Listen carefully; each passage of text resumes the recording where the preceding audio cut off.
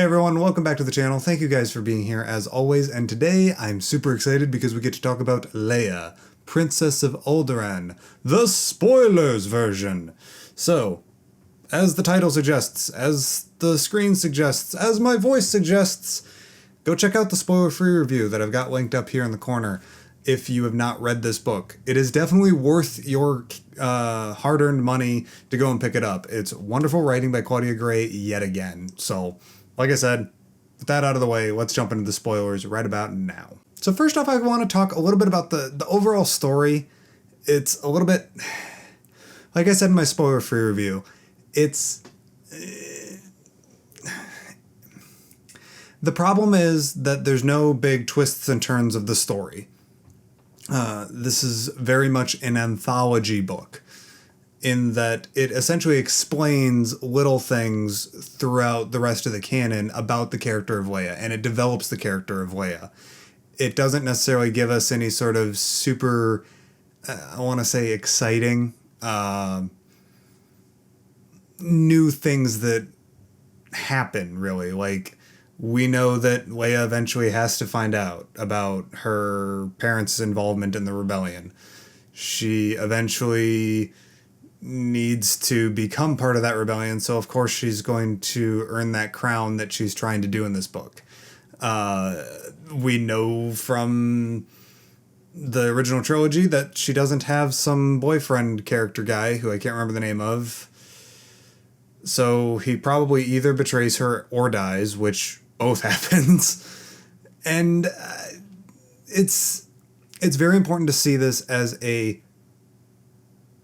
character arc, not as a story. It's a character-focused novel, not a story-focused novel at all. It's essentially there to explain to us and extrapolate new information about the character of Leia. With that being said, there was one moment in this book that, even though that I knew where it was going, it was still really fun to read, and that was the meeting in between Leia and Panaka. Yeah, Panaka. Yeah, that guy. Yeah, he's a Moff for the Naboo system now. He's a regional governor for Naboo. Sweet. That's awesome to see what happened to him. And he recognizes her and sees a lot of Padme in her. And he goes, you got like 20 solid pages of him going, "You said you were adopted? Really?" And even like when they're leaving, he goes, "It was very interesting meeting you." And she's just like kind of weirded out and like, what, why? And that's really fun to see. I'm not that surprised that Panaka immediately died before he can raise any sort of suspicion because, well, the rest of the galaxy can't know about Leia's true heritage until, Bloodwine, essentially. But it was still a really, really fun conversation in between Panaka and Leia and the sitting Queen of Naboo at the time. Some things that did kind of just... the really negative things, the only real negative side that I had to this was the love story, the love arc, because I knew exactly where it was going, so it wasn't really interesting to me as a reader. That's just a subjective point of view. Once I know where something's going and I know exactly how it's going to happen, I'm just kind of, okay, yeah, I'll sit through it and see what it might do to the character, but I'm not really that interested in the actual interactions themselves, essentially. I'm not trying to guess and figure out where the puzzle pieces fit, because we know that love story isn't going to turn into anything. And like the first third of this book is spent having Leia, a teenager, being upset that her parents don't have any time for her, and that they're always just throwing banquets and da-da-da-da-da, and being a hardcore fan and knowing what Bail and Breao Organa are doing at that time period, you know that all of those banquets are secret meetings with other rebel leaders, so it's just like, okay, I guess I'll just sit here and wait for her to figure out what's going on, if that makes sense. It's a little bit, I don't know, it just felt unnecessary, but it was necessary for the character arc. That's just my opinion. Now, the thing that I did absolutely love about this book is, A, Yeah, it does an amazing job of explaining the character of Leia, which I've already really talked on in the spoiler-free review, just because you don't really need to talk about spoilers to really discuss how, the journey from teenager Leia to rebel Leia is a very important part of her life that it's never really been told. And now we finally get to understand exactly what kind of affected her and what her motivations were at the beginning when she was a kid, and that, when she was a kid, I should say, she's 16, not necessarily a kid, but those motivations were essentially just brash over-optimism and a lack of care revolving around, I need to help people. I need to help people as much as I possibly can.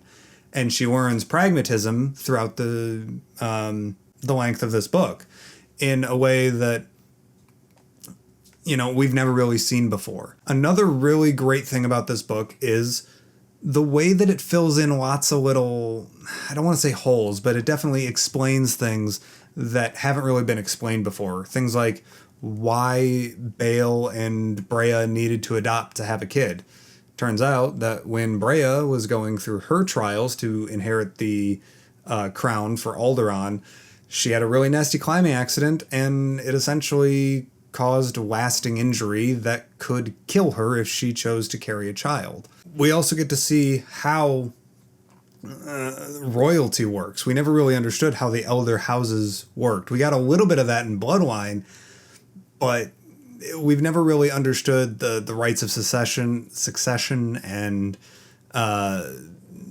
really how much power these elder families, these elder houses in the galaxy have. How much influence do they hold, and how much money do they have, and how does the general public see these elder families? How does the Empire see these elder families? We've never really gotten that, and now we get that in this book in a wonderfully subtle way that allows us to, I call it naturalized storytelling. In other words, you're trying to get a point across. The author is trying to get a point across, but they're not just, holding up a piece of paper and going, here, this is what I mean. They're just including it as part of the world in a way that still gets the point across to you, but you have to really try to realize that, oh, I've learned something new about that, if that makes sense. And the last thing that I really want to touch on in this spoiler review is going to be the Last Jedi character that we get to see in this book. We get to meet Amilyn Holdo, Vice Admiral Holdo, played by Laura Dern in the movie. And I love this character. I love Luna Lovegood type characters. Yeah, Luna Lovegood from Harry Potter. I don't know what it is about those types of characters. Just characters that kind of see things a little bit differently than everybody else in the universe. People that talk a little bit different. People that are kind of pushed aside by the rest of the people because they're just off. But they're actually hyper intelligent, and it always makes for a very intriguing character, and that's a very good way of making a character intriguing. And it definitely completely changes how I'm going to see that character of Holdo in The Last Jedi. I was kind of expecting her to maybe be like some sort of turncoat or, something like that. But she probably isn't, especially not guessing off of what we get from Leia, Princess of Alderaan. Overall, I definitely enjoyed this book. It's definitely not up there with like Lost Stars or Bloodline or Phasma, which you guys will see here in probably a couple days when I get that video up. Just because, like I said, I have a personal feeling as a consumer of fiction that once I kind of know where a story is going and once I kind of guess how that story is going to happen, I'm like, okay. I'll sit there and I'll watch it, but it's just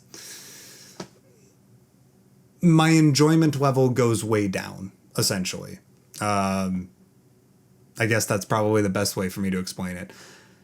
But this book does an amazing job of building up the character of Leia, and it definitely is that kind of second to last piece for the entire character of Leia. Claudia Gray did a wonderful job with Bloodline. She did a really good job with this book, and we'll get to see what Carrie Fisher gave us in The Last Jedi very shortly, and I'm totally excited for it. This book definitely does a very good job of explaining how Leia the girl became Leia the Rebel. I think that's all of my thoughts on Leia, Princess of Alderaan, but I want to know what your guys' thoughts were. Let me know down in the comments down below what you thought about it. I love having conversations with you guys down there. And be sure to hit like on this video if you enjoyed it. Hit subscribe if you're not already. And as always, may the Force be with you. Take care.